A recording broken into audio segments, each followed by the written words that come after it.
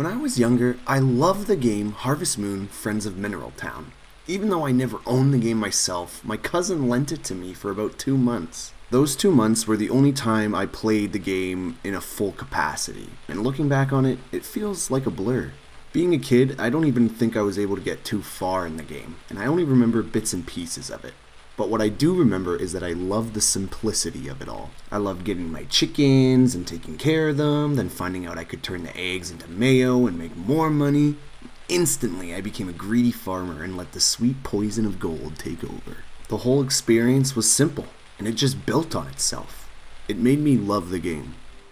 As I got older, I wanted to experience the game again, but I didn't trust the other versions of Harvest Moon, and I didn't even know if I wanted to play an older game. After all, nostalgia glasses can be a real bastard when it comes to playing older games. I even proved myself somewhat right when I got an emulator and played the game again. I just couldn't get back into it, and I quickly stopped playing the game. Thankfully, we are living in a golden age of old game genres, where we are seeing older style gameplay with new soundtracks and graphics that challenge the status quo of the 2000s. We are seeing more platformers and collectathons come back to form, and even new spins on graphics where developers are finding unique styles with the pixelated format. Stardew Valley, developed by ConcernedApe, is just one of these many indie games that takes an old game genre, uses updated pixelated graphics, and puts them together in a gorgeous and downright addicting way. When I first started playing the game, instantly it felt like I was playing Harvest Moon as a kid again. It was essentially the version of Harvest Moon that my nostalgia had created in my head. It was perfect, and I put hours onto my Xbox copy. Just like when I was a kid, I was very money focused. I got my chickens, I got my mayo, made my crops, then I brought in upgrades, sprinklers, tools, cows, pigs, and even brewing. I was straight up on money bags. I found my wife-to-be, Haley, got married, and took a good stab at the community center. I'm gonna reiterate this again. The game was perfect, and just like Harvest Moon, it was simple. Every day was just a series of simple calming tasks. Dig a hole here, find a book, or plant a crop. Pet your doggy or kitty, milk a cow, chop a tree, give grumpy old George his plate of mushrooms.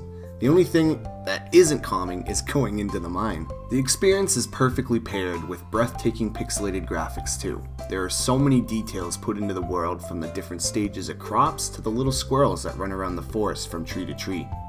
My favorite thing about the graphics was the look of the seasons. I felt the cold loneliness of winter, the heat of the summer, and the comforting warmth of the fall. The fall season in game is so beautiful that it made me realize how much I actually love fall in the real world. Although these graphics stand on their own, they are enhanced by the beautiful soundtrack. These scenes on their own can only have so much impact, but add in the soundtrack? Oh, it's so good. Just listen to this.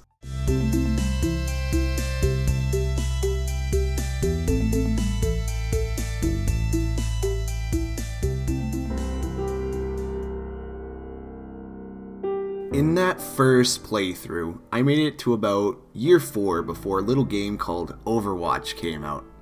Then, just like Harvest Moon, I was done playing Stardew Valley.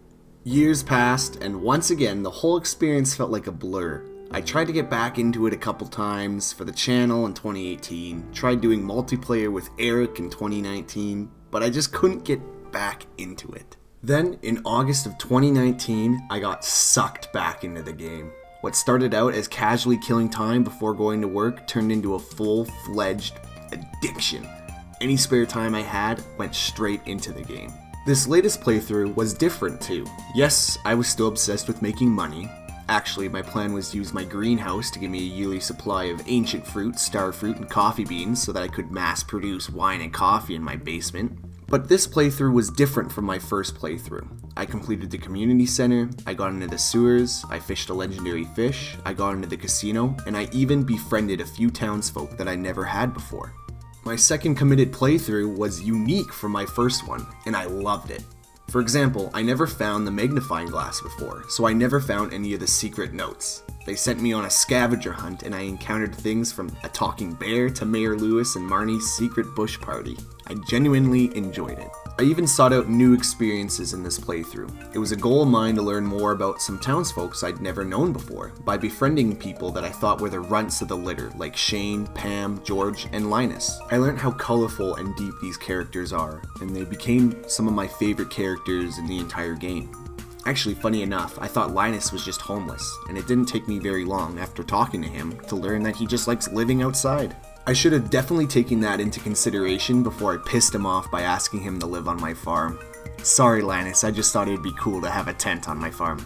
These hard events with the townsfolk, along with places like the mines or the sewers, and mysteries such as the community center or the witch's hunt, show that there is a wealth of experiences to unlock in Stardew Valley. The game is just so packed with content, you're bound to have these experiences even if you just focus on one task at a time. I believe that's the reason why every playthrough is unique. You're not supposed to think about the big picture while playing the game. If you do end up doing that, you'll constantly be planning out your next move, strategizing what you need to get done this season in order to get gifts, complete the community center, and even beat Q's challenge. And sure, it may be efficient, but that is a city slicker mentality. You came to Stardew to enjoy the simple life. Each playthrough, you need to just focus on the tasks of the day, because if you focus on getting everything done, then you just get overwhelmed. The game is supposed to be relaxing. It puts you in a vibrant world full of beauty and colorful characters. You're supposed to be whisked out of the real world and only focus on the task at hand. The milestones are designed to be reached even if you just focus on the day. So I challenge you, let the game take you. See what you experience and enjoy the simplicity and relaxing nature of Stardew Valley.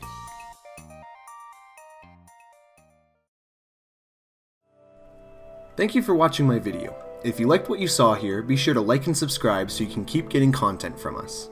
Also, feel free to join our Discord server. Links in the description below. My name is Evan, this has been Live Connection, and I hope you have a great day.